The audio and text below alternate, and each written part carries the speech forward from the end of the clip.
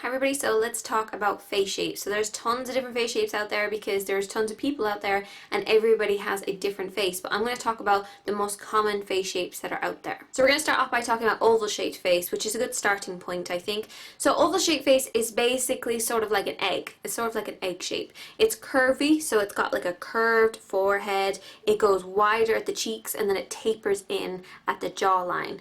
So it's probably the most one that you guys have heard about because everybody thinks it's awesome, but it's fine. It's just like you don't have to do too much with an oval shaped face.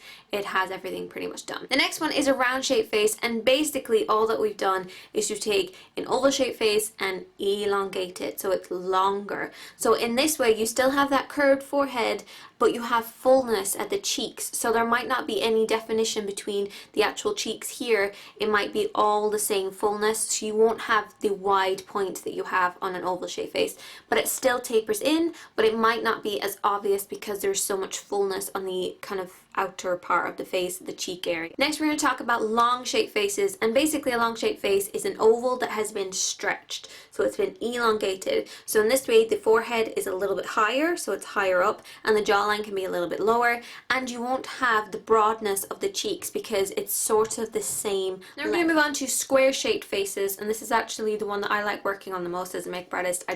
I love the structure of their face. What we've done is that we've just taken an oval shaped face and we have made it a little bit more square at the bottom, which is why it's called square, and we've also made it square on top. So you'll find that it has a flatter forehead that squares off like this, and the jawline is also squared off. So unlike when you have the oval shaped face where it's just slightly like tapered inwards and it's just kind of soft, with this it's a little bit more flat and then flat like this. But it's very similar to the oval shaped face, except you just made it a little bit more square. Next face shape is very similar to having a long shaped face and oval. The long shaped face of the square shaped faces is rectangular. So basically all you've done is typically what you would do with a square. You've just elongated it. So you're coming down a little bit further here, and it's still going to be the same square at the top, same square at the bottom, but it's longer. So that's how you know if you have a rectangular shaped face. But it's really easy to remember those if you put them into categories. Now I'm going to move on to a heart shaped face, but do remember the square because I'm going to talk about it in a second. So basically a heart shaped face has a very unusual forehead area. So this is where it comes to a little bit different. This is how you definitely know if someone has a heart shaped face. They will have a widow's peak. So it goes down like this, it goes higher up, and it goes like that. So it's like a heart, like a little heart like that.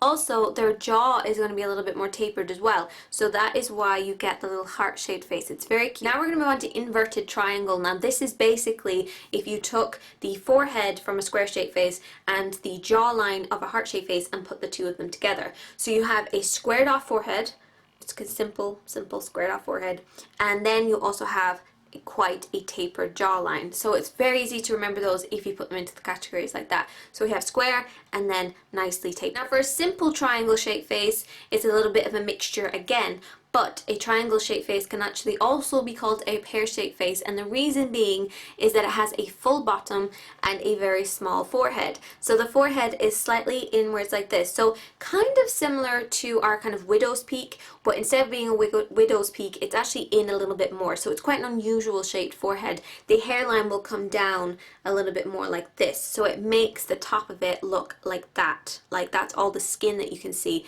and the hair kind of fills it in. And then the bottom of the jaw is very square, sort of like a square shaped face. My last one is the diamond shaped face, and the diamond shaped face is pretty simple to describe because it's basically a diamond. The fullness is along here, so it's across the cheeks, and it's tapered inwards. You can actually also have kind of a squared off face and a squared forehead, but the forehead is brought in a little bit more, similar to our pear shaped face or our triangle shaped face where it's sort of like that, and then the jawline can be kind of fuller, but it's still quite tapered inwards. So that's why it's like that and then like that. If you feel like you don't fit into one of those categories, don't worry about it, because what you are going to do is you're going to take your face into 3 different sections: the top, the middle, and the bottom section, and you're going to work with those features rather than your overall face shape. And then once you have your features worked out, you might find that it's easier for you to fit into one category. I hope that you guys enjoyed this video. Give it a thumbs up if you can, and I'll talk to you in my next video. Bye bye!